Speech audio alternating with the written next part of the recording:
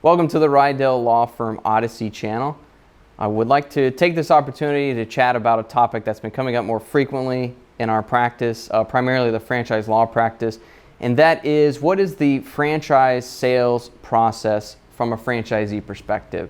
So for instance, you're a franchisee, you own a franchise unit, maybe multiple units, and you're looking to exit your franchise investment for whatever reason, whether it's a good time to liquidate it, move on to something different. Maybe franchising wasn't, the franchise system and the process wasn't what you thought it was. You're ready to try something new or move on. Regardless of the reason, I want to take some time, outline the process, kind of discuss a business sale in general, and then some of the franchise specific items, and kind of prime some of our clients and future clients and audience here to understand what goes into that, what we can help you with, and why you need to be prepared for any business sale. That's definitely a big one. So we have an article on this written a few years back, I think 2018, maybe 19. I'll link to that in the bottom. It's kind of a how do you sell your business in general. We're going to talk about a lot of those topics here and then expand upon them in regards to franchising and kind of go from start to finish as opposed to just what do you got to do at the beginning. So first item is to clean up your financials. So this is in regards to collecting all of your data in your financial records for what your profits were, what your revenues are, your current expenses, what your debts and obligations are is a very important one. You have got to collect all of that, organize it in a fashion that makes sense, profit and loss statement, balance sheet, just the typical financials that you'll have for a business. You've got to collect them, you've got to clean them up, you've got to understand them, because they're very important for you to understand your business sale process, and it's very important for a potential buyer. So cleaning up those financials is a big one. Next step is you take those financials and you will set a valuation. This is going to be basically determining what your valuations are, and I think part of that also is determining your timeline for your sale. Do you got to sell this in 30 to 60 days, 90 days, or can you sell it in a year or two? That's going to have an impact on the valuation. It's going to have an impact on the process at large and the process throughout. So keep that in mind. After you put your financials together, you've cleaned them up, you've prepared your documents. The next step is setting that valuation, getting an idea of what you need to sell it, what you want to sell it for, and what you think someone's going to pay for your business. Valuations are part science, they're part art, and probably a bit part voodoo in there as well. It's something that is, you don't know until really you sell it, right? You don't know what your valuation is, but you need to get an idea what the number is to you that you want to see, that you need to see, and the number that you think the financials can justify. There are some rule of thumbs that your attorney, Reidel Law Firm, we can certainly help with, or any law firm or any other attorney who does business law can help you with. Something very, very general. This is a starting point. This is definitely not something I would just tell you to go and run with and take it. General rule of thumb is like 3 times your revenue, 3 times your profit, or 3 times your EBITDA sometimes. That multiple is very, very general rule of thumb for small businesses. That can vary depending on your industry, depending on your geographic area, depending on your demographics for your customers and whatnot. So that goes up and down and can vary widely, but that gives you an idea of what it may be worth, a starting point you can jump off from and go from there. There are professionals out there, CPAs, valuation experts, business consultants who do valuations every day. Sometimes it is very helpful to retain their services and to make sure you get a good number on your valuation, and you have a basis for it. You have to be able to explain what that valuation is for to a buyer, right? The buyer is ultimately going to set the valuation because they're the ones that are actually going to fork over the money for your business. So that being said, there are people who can help you with that. Attorneys, CPAs, business consultants, definitely sit down and chat with them, and they can help counsel you through that process and put some numbers on the table that you can start from. Now, next step is going to be preparing your exit strategy. This is just a real general bullet point here. And it's really going to be determined by a number of factors that you already have internal to your company. So things like the number of owners or investors, the current contracts you have, The number of employees and how you employ people is going to be important. How you want to walk away from your business and how important you are to that business. If you're the person who does everything and knows everything and knows the business contracts and is the point of sales contact for all of your customers or clients, obviously there's going to be a bit of a transition period, right, for how you're going to exit. Even if you sell it on one day, are you just going to disappear the next, and is the business going to survive, right? So a lot of times in that instance, we'll build in a transition period where the former owner, the seller, is going to be involved with the business to some extent for, anywhere from 30 days to maybe even a year. We've done some like that where they've been essential to the business and had to train the new owners in what to do and how to maintain those sales contacts. So all sorts of ways that it can be addressed, but that's an important aspect that you got to think about before you put it on the market. How indisposable are you to your business? Can you be replaced easily? Do you have processes in place? And what is your exit strategy going to look like? Are you going to go to the Florida Keys or the Cayman Islands the next day and stop answering your phone? Or are you still going to be involved in helping those new owners transition to the next level, right? And maintaining their status as a successful business. So after you set an exit strategy, of course, you'll need to retain counsel. A business attorney is what I would recommend at a very minimum. That's where we can help you out, certainly. There are lots of other great business attorneys across the country and even around the world. So reach out to one local, reach out to one who you've worked with previously perhaps, or somebody who knows your industry, who knows your business well. They can help you prepare the legal documents, walk you through the process, and help you with any filings that may be required. And that's going to be the next step, actually. That's a good transition. Cleaning up your business contracts. So where attorneys can help big time, in my experience, is understanding what contracts will need to be terminated, what contracts will need to be assumed and transferred to the new owners, what contracts may have some underlying issues in regards to transferability or personal guarantees or something like that, if there's other caveats to that business contract. All of those are an important piece of the puzzle in figuring out how you're going to transfer your business, how the new owners will assume certain obligations, how they're going to assume the contracts and the operations that are already occurring. And it's an important piece of the puzzle from a legal documentation perspective. And that's where the lawyers help you, obviously. It's how you document what is being sold, what's being assumed, and what's disappearing, what's going to remain in place, things like that.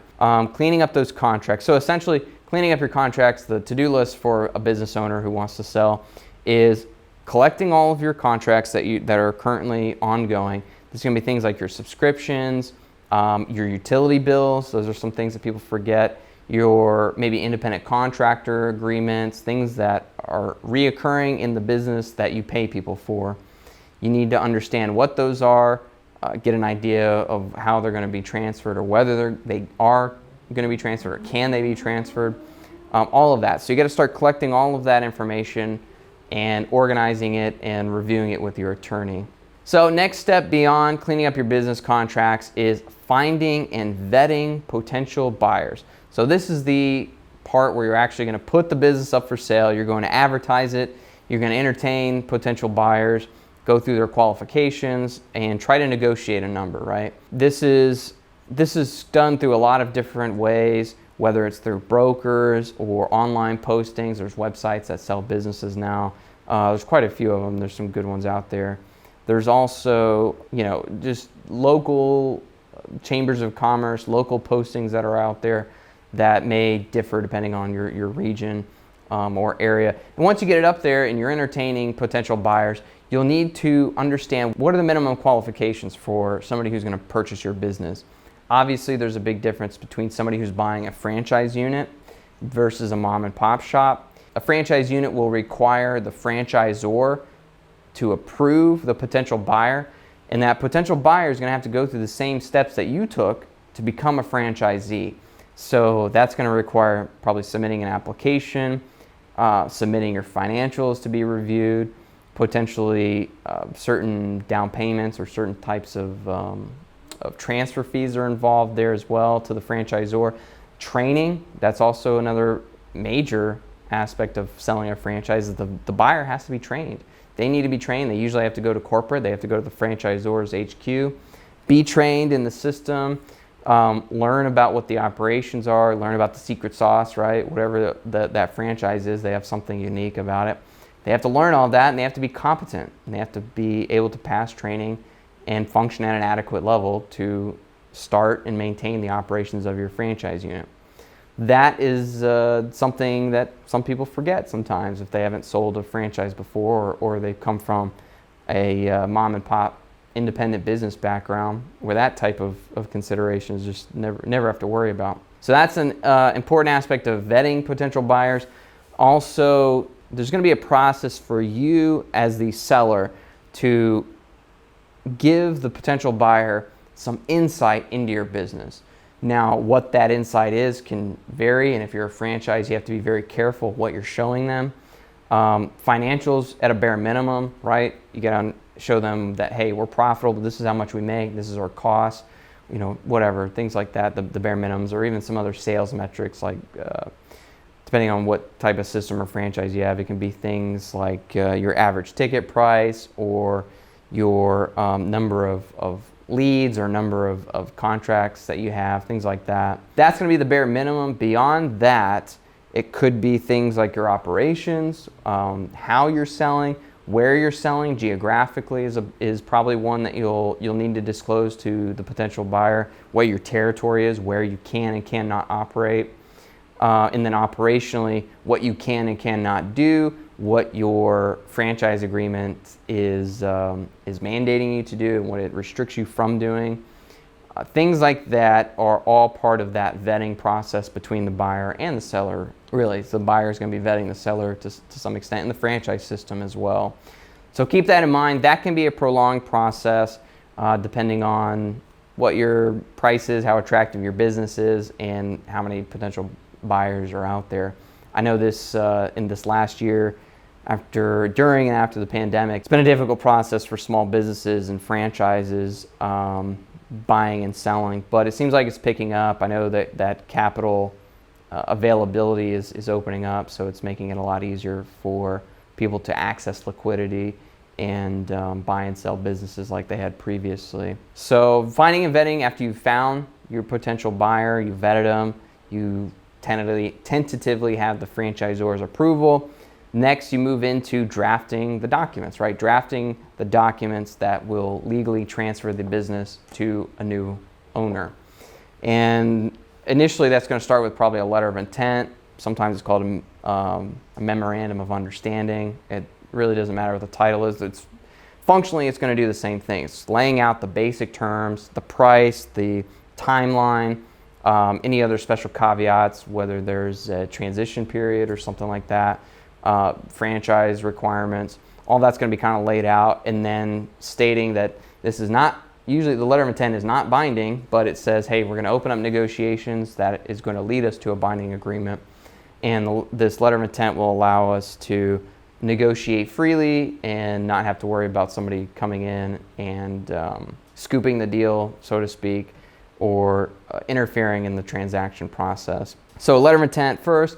Next step is a purchase agreement. That's going to be drafted usually by your attorney, buyer or the seller.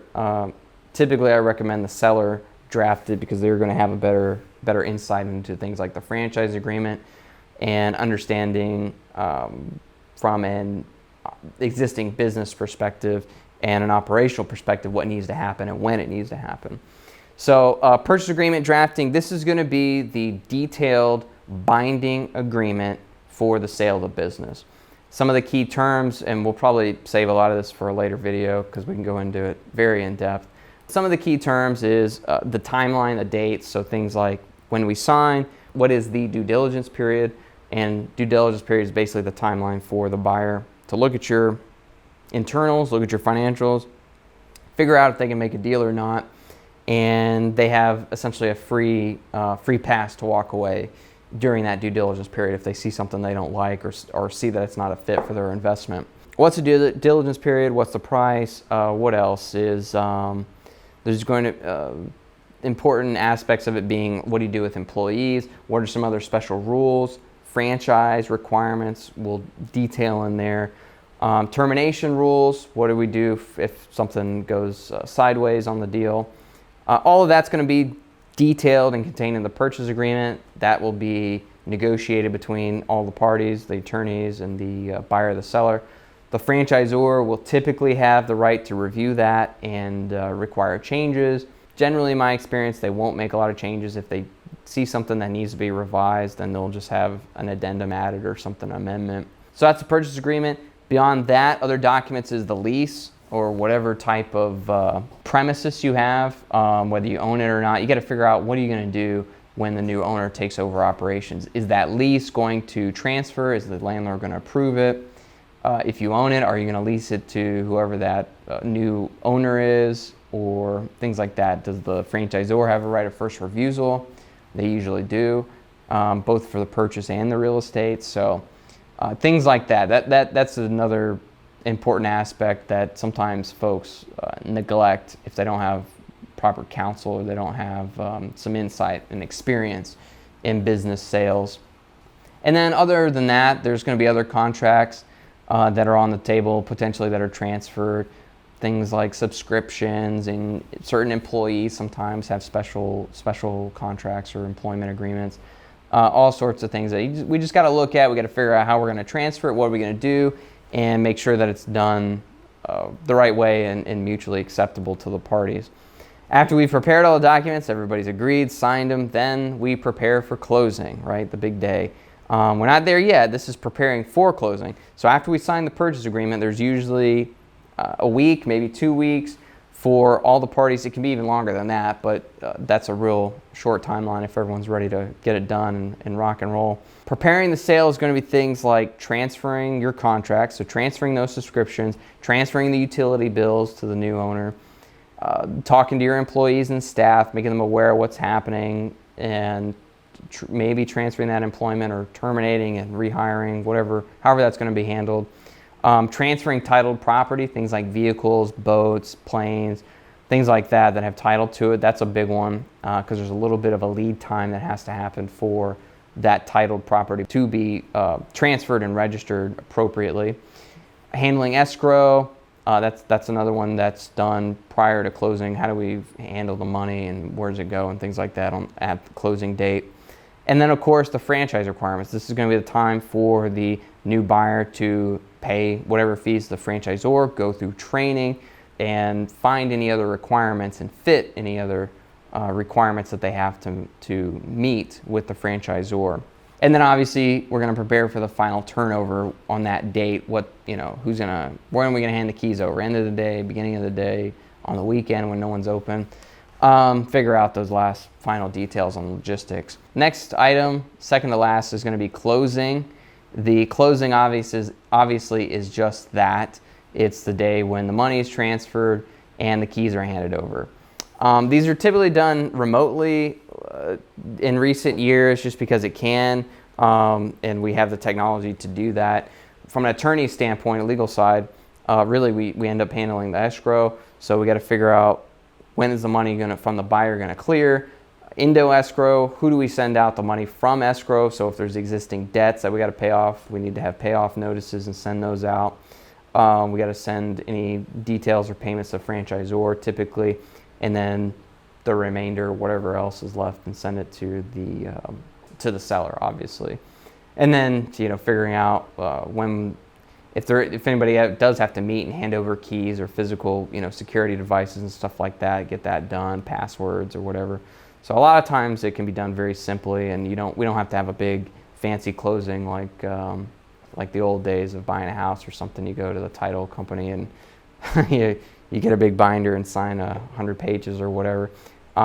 Business sales are not like that, especially small business sales. It's much more streamlined and online and convenient for folks. So the last item is post-closing matters. So after the sale is done, are there any items that we need to clean up after the fact? So this could be things like maybe we have to revise some final documents, maybe we have to submit some filings, whether that title property or something, or send everyone a payoff notice of the debt or clear a lien on some property there. There's always some weird odds and ends of post-closing cleanup, that we have to take care of. Usually it's very, very straightforward and simple. We just have to put it on the calendar, make sure it gets done. That's usually done 7-10 days, maybe 14 days after closing. It's not usually a big deal. But if there's something that's forgotten, maybe someone forgets to transfer the light bill, we'll handle that in post-closing. And again, this is usually not a big deal or doesn't cause any problems, but it's important for paperwork's sake and continuity that we show everything is transferred legally, it's done the right way, everything was filed properly, so that the new owners and the former owners can part ways and enjoy their fruits, right? Enjoy the money for the seller and enjoy their new business for the buyer. And so that's the business sale process in a nutshell. So I mentioned some of those unique aspects for franchisees. That's what you're going to have to go through each step for selling your franchise unit. I definitely recommend retaining counsel. Talk to a business attorney on the sale and how to prepare it well, because they're going to basically be the quarterback, right, for you. And they're going to help you get through the deal. They're going to be the liaison with everybody generally. Sometimes your broker will be doing that too. Getting everyone in line, getting all the documents in order so that everything can go smoothly, and at each step and stage, everything is done correctly and you can check it off. So retaining a broker, retaining counsel, an attorney or something, definitely worth the money and headache that it's that you can experience without an attorney or something. Sometimes I'm called in to clean up deals that they've tried without an attorney, and it's just it's a mountain of headache and issues. So I recommend doing it beforehand. Reach out to Reidel Law Firm. You can see the details in the description there. And hopefully we'll talk soon, and we'll be interested to see any comments or feedback in this video.